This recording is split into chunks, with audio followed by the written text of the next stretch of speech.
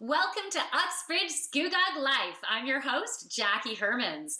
So, holiday shopping has begun. Christmas is really just around the corner. It's going to come very quickly, which seems so weird because it felt like we just had Remembrance Day. It felt like we just had Halloween, actually.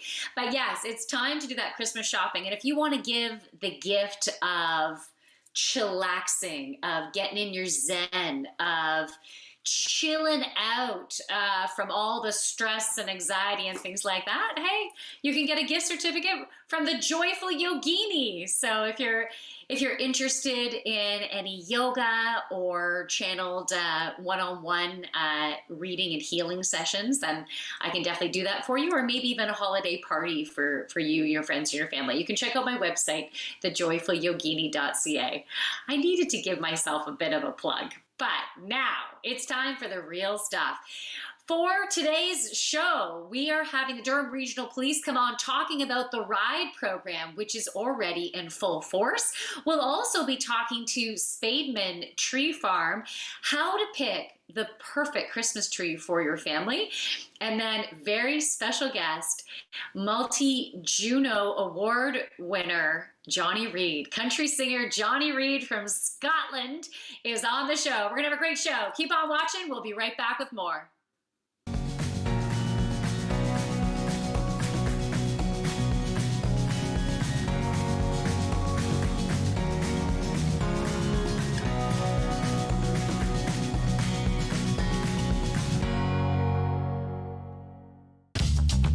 This program is brought to you by Ignite TV.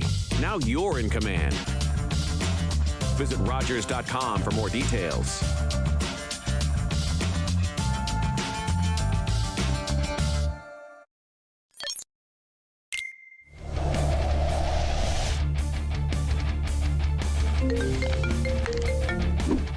Yo. Yep. Okay, I'll be there.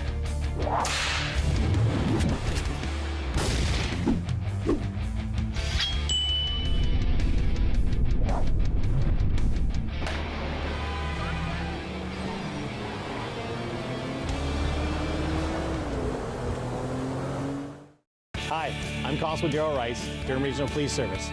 Tune into Rogers Cable 10 to watch me on Seniors Talk with DRPS, where we'll talk about all kinds of amazing information and community programs for you, our seniors in Durham Region.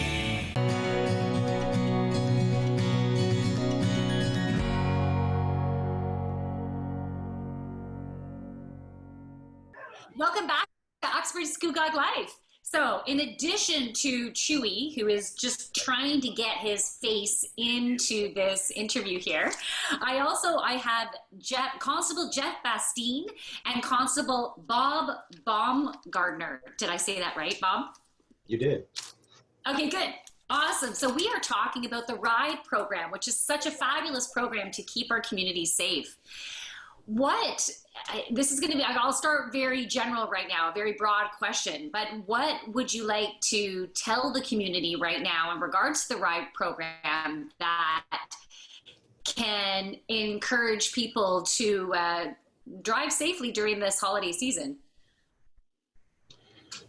One, we are out there in full force. We're out there every night. So if you do happen to take the chance, you might meet up with us, and sometimes it doesn't work out in a good way for that driver.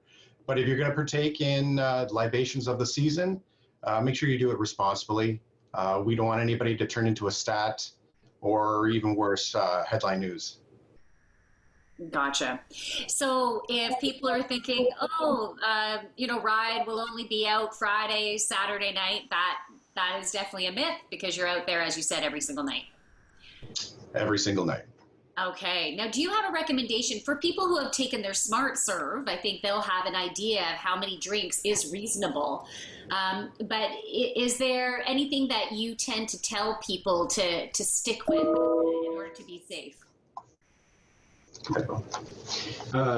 Best solution there is to drive sober, or to have a member of your group be the designated driver and simply limit their consumption to as close to zero, if not zero, prior to operating a motor vehicle. Okay, beautiful. Now, being that Uxbridge is a small community, and Scugog, and we have Sunderland, and how I don't know how prevalent are Uber drivers and taxi drivers and things like that. Obviously, taxi drivers and public transit is at a minimum, obviously, in North Durham. However, Uber drivers, other ride-sharing programs, there's Keys to Us, there's all kinds of other ways to get yourself home safely that are made available that don't see jurisdictions or borders. To make the right choices is to look up those phone numbers. Yeah, and look them up before going to the party. Do your research. Yeah, absolutely. Yeah. All right. So within this area, do you have any idea of statistics? Now, I know the statistics will be a bit skewed during COVID because people haven't been going out. So before COVID started, how was that last holiday season in regards to fatalities? Or even people being pulled over and blowing over? Wherever you want to go with this. Last year's stats were 51 drivers that were arrested for impaired driving charges. Fatalities I don't have numbers on, but I can get you those numbers from our collision unit. We've held usually our festive ride program. We have very minimal events of loss of life, but any more than one is too many. Yeah. That's what we're trying to prevent. This year, again, with COVID, it slowed down a lot of things. We're just in the reopening stages, so a lot of restaurants, bars, and other establishments that do serve are closing earlier and earlier. So by 11 o'clock, 11:30, our roads are pretty clear. You can shoot a cannon down the middle of it and not hit anything. So, but we're still out there. People are still going to friends. They're letting loose a bit, I think. Because they've been so locked down and everything's been so strict the last year or so, and maybe taking those chances because our roads are clear. But again, we're out there, and hopefully they make the right decision. Yeah. Well, I hope this message gets out to everyone in the community, just as a reminder that even though the streets have been quiet, it doesn't mean that you're going to be safe or other people will be safe if you've been drinking. So any kind of alcohol within your system is going to distort your perceptions, and we need to make the right choices here. And so I love that reminder of have that DD already set up or plan on staying over. If someone is having a party, do you have a recommendation for the host and how they should be treating people who are coming over, knowing that maybe they drove to the party? I think as a responsible host this holiday season, the onus is on you to make sure that you take good care of your guests, have options for designated driving services or those numbers available for your guests. Or have alternative sleeping arrangements available if your friends can sleep over and prevent that possible offense of driving while impaired. And it's more than just alcohol. Obviously, it's drug impaired driving as well. And we're out there looking for it all. Yeah. Okay. That's great. Yeah. Why not? If you're going to want to host a party, why not go to the local Canadian Tire and get some extra blow-up mattresses and just make sure that your guests can feel super comfortable to be able to just hang. You want to have fun with us? Awesome. Stay the night. Do it responsibly. Absolutely. That's all we ask. Beautiful. So do you guys have plans this holiday season? Are you going to see family? When we can fit it in, absolutely we can. But for the most part, we'll be working the roads. Our whole team does sacrifice that time away from family because we work the straight night shifts to support this worthy cause. But yeah, our families are very supportive of what we do. They understand why we're doing it. And yeah, we fit it in when we can. Beautiful. Well, I want to thank you so much for all that you do. Thank you so much for coming on the show and providing us with those really important reminders. And we will be back with more on Uxbridge Scugog Life.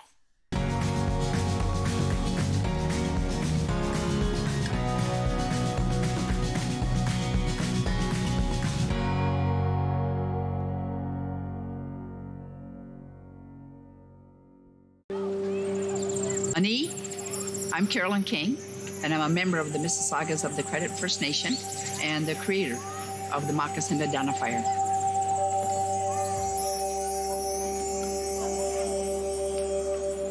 Philip Cote, an artist in Toronto here, took and redrew real moccasins. We're starting over with the children. The idea is that they would research whose land their school is built on, near, or what treaty area they're in. And the educational kit that we have has all that information in there. And the children just, like, I love it. My dream is that this province will be covered with moccasin identifiers within the next decade, and they will forever know whose land they're on. That's the goal. Educate and awareness with a nice, simple little program called the Moccasin Identifier.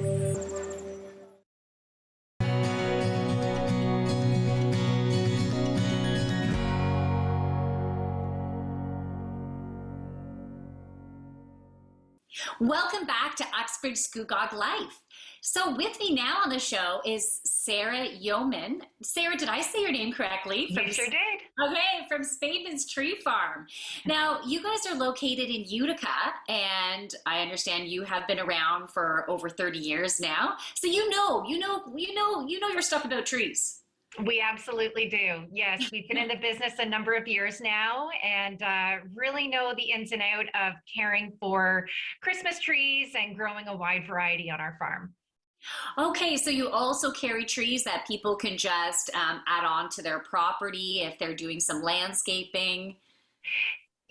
Yes, we do. We actually are in the business of selling cut your own trees. So we do have a variety of trees on our property, including a wide range of species that customers can come through November and December to cut their own and bring a nice tradition into their home. And we also do have a variety of pre-cut trees. So in the event people come to our fields and they're looking for something a little larger, if they don't find what they're looking for, we bring in a number of pre-cut trees as well. You know, that was interesting because as soon as you said we have a whole bunch of different species for people, for some reason I forgot how many different Christmas tree species they are. So I automatically, my mind went right to landscaping. Yes, so, for sure. Okay, so if people are looking for the right Christmas tree for them, what are some things that they should consider when deciding on the species? Well, I think the main thing is what type of tree are you looking for? Do you have heavy ornaments? Are you looking for something that has soft needles, perhaps a tree that's a little more hypoallergenic? You know, our trees do range from the fir trees, which are your classic Christmas tree, most definitely the most popular. So we carry the Fraser and balsam fir. These trees are definitely softer. They have softer needles. The needle length isn't as long. And then we also have spruce trees. Those trees offer a nice, great scent to your home. So the tree variety really does vary when looking for whatever you want to bring into your home. Now, is it true that the fir trees can hold their needles much longer than let's say the spruce? Definitely. Yeah, they are known to hold their needles much longer than the spruce or pine. Okay, but the spruce is more fragrant. Yes, and many people like those trees. We have the white and blue spruce on our property, you know, so it all comes down to personal preference. Okay, so a white spruce, does that mean it's just less blue? It's more light? Yeah, that's correct. It's all about the color of the tree. Yep, Okay. so the blue spruce, you're going to see more of that blue color in the needles on the tree, and they're actually quite a beautiful tree. Okay. Now, when you're cutting down a tree, there's also a certain way to do it in order for that tree to stay as vibrant as it can for as long as it can. And so what is the proper way to cut down a Christmas tree? Definitely. Well, really what you're going to do is you're going to go out into the field and find that tree. At Spademan, when you arrive to our parking lot, you are greeted down at the barn with a saw. So you will go out with a hand saw, look for that perfect tree. Once you cut it, you'll bring the tree back up to the barn where we will bale it for you and give it another fresh cut. So that's really the main thing is when bringing a tree into your home is ensuring it has a fresh cut so that it continues to drink the water it needs to remain through the Christmas season. So on average, I'd say a fresh cut tree will last about 4 to 6 weeks in your home. Okay, now do you recommend putting any type of sugar in the water that you're holding your tree in, or a bit of ginger ale or anything like that? You know, I don't think that's necessary. I've never purchased any of those types of additional things you can add to your water. Honestly, water does the trick. As long as you keep it well watered, it's going to last through the Christmas season. Okay, and should the cut of the tree be straight cut, or should there be a bit of an angle on it? And does that No, definitely. You want a straight cut so that when it sits in the tree stand, that it's at a perfect level and it's consuming all of the water it needs. Beautiful. Thank you. And so when are you guys open for people to come and start cutting their trees? Yeah, so we opened on November 20th. So we're open 5 days a week, closed Monday and Tuesday, but open until 4:30 each day. And now's a great time to come and get your tree. I wouldn't wait too long. There definitely is a tree shortage out there in the market. So I say get your families and come on out to the farm sooner than later.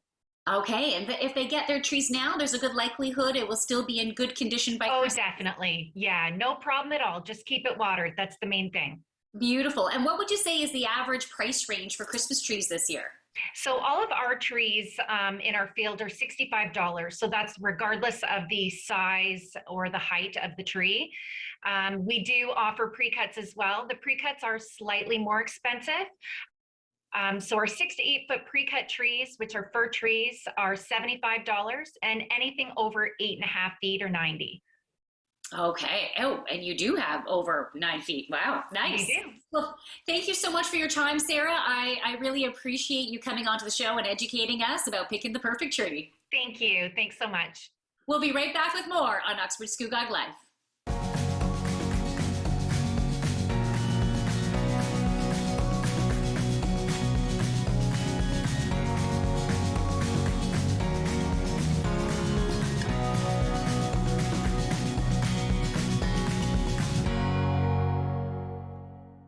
After a night out with your friends, there's always options for getting home safely. You could call your BFF, your mom or dad, whoever you can count on for a safe ride home. You could call your favorite cab company or 1-888 taxi guy. Or you could use the Arrive Alive smartphone app to help you choose your ride. Be it a friend, transit, or taxi, getting home safely is app easy. Now available for iOS and Android devices. Visit arrivealive.org to find out more. Arrive Alive, drive sober. When you're online, Rogers TV on YouTube shares news and events from your community. Like messages from local leaders, updates on the latest health news, local business presenting their new offerings, and how our local communities are working their way through these unprecedented times. Visit and subscribe to Rogers TV on YouTube for the latest local information.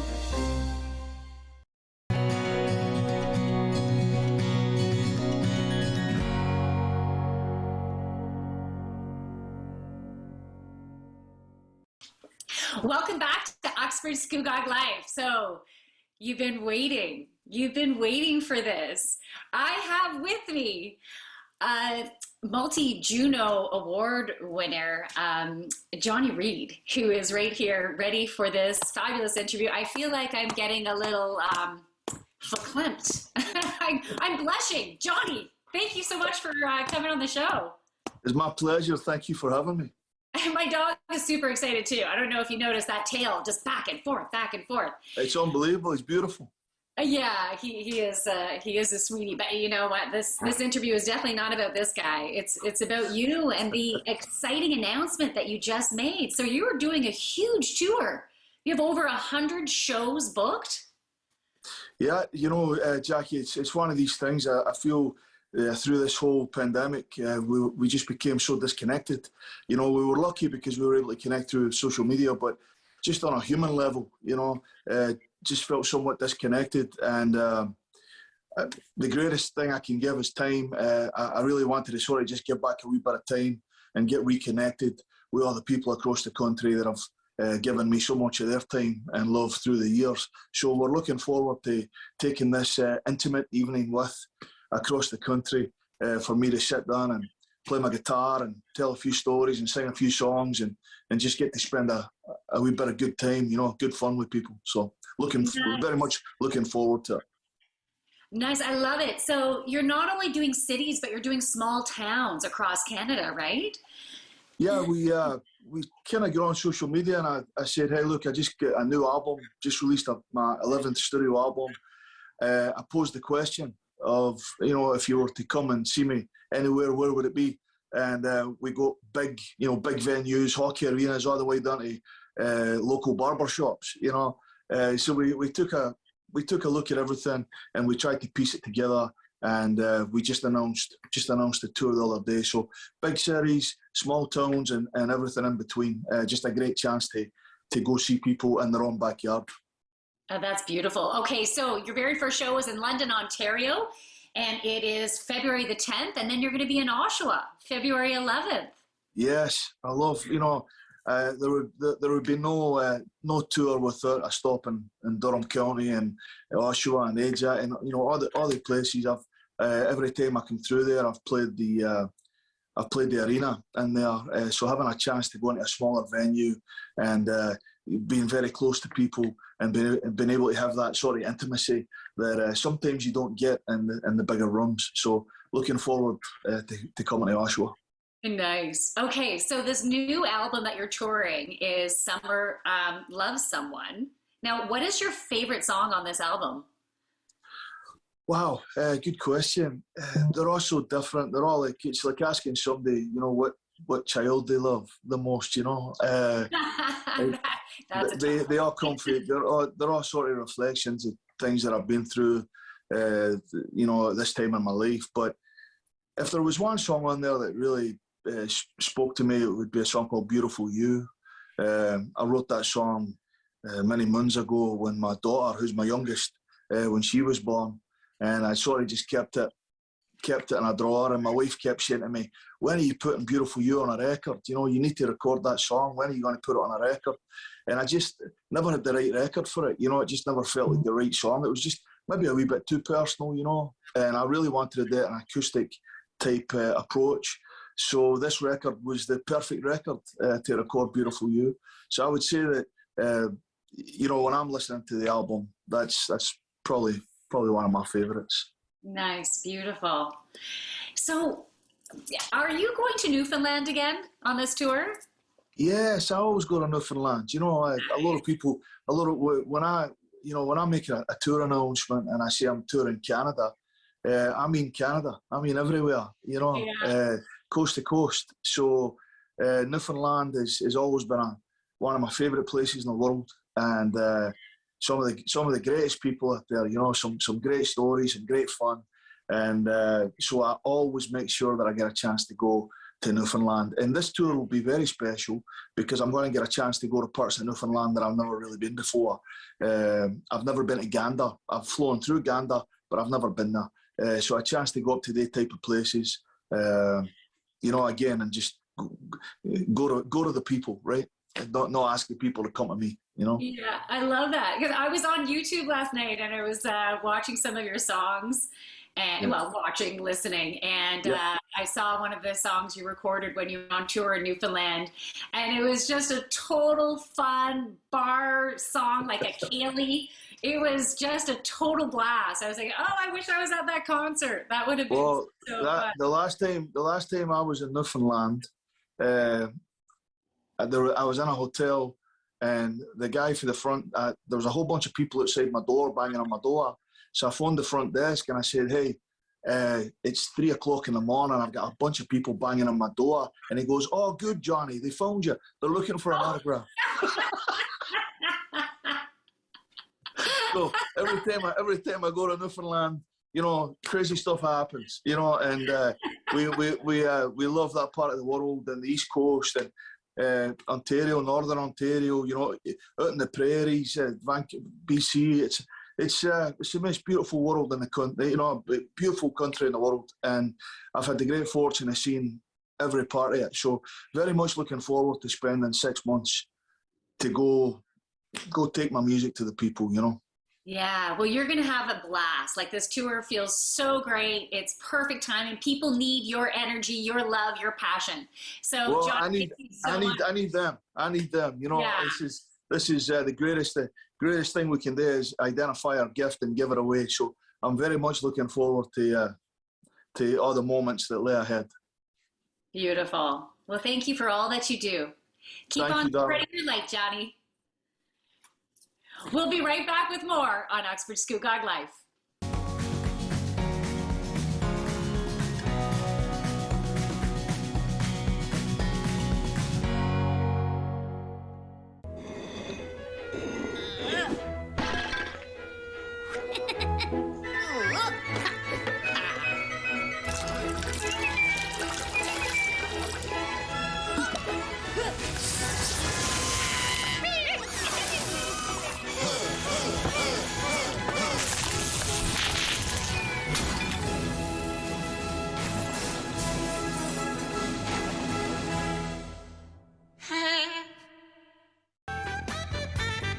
Hi, I'm Sean Lackey, and this is Sold with Sean Lackey. You should check us out if you want to find out what's going on in the world of real estate. We'll have all sorts of guests to keep you in the loop on what's going on in this wonderful world.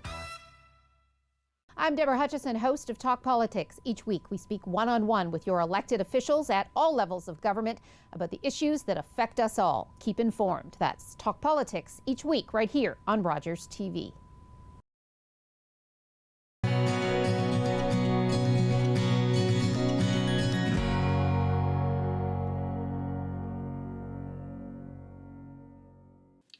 Welcome back to Uxbridge Scugog Live. So that is a wrap. I have to tell you, that was such an honor to be able to meet with country singer Johnny Reid. That was fabulous. And tickets are, by the time you're watching this, I'm sure they're going to be on sale already. And the first show, or the show in Oshawa, is on February the 11th. If you want to catch them a day earlier, you could drive to London, but you might as well go into Oshawa. And speaking of Oshawa, how about those Oshawa Generals? Are you wanting to win some tickets?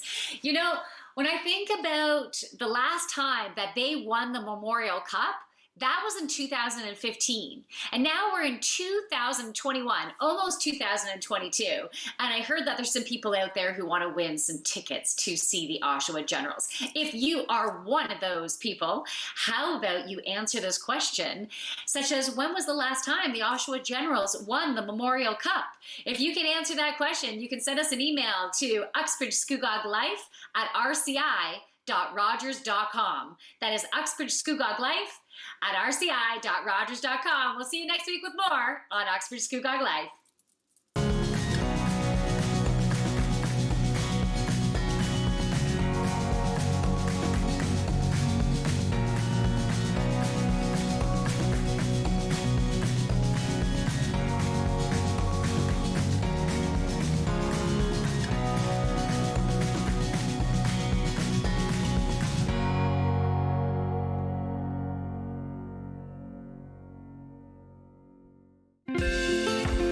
Call the Rogers TV viewer response line, email us, or connect with us on social media.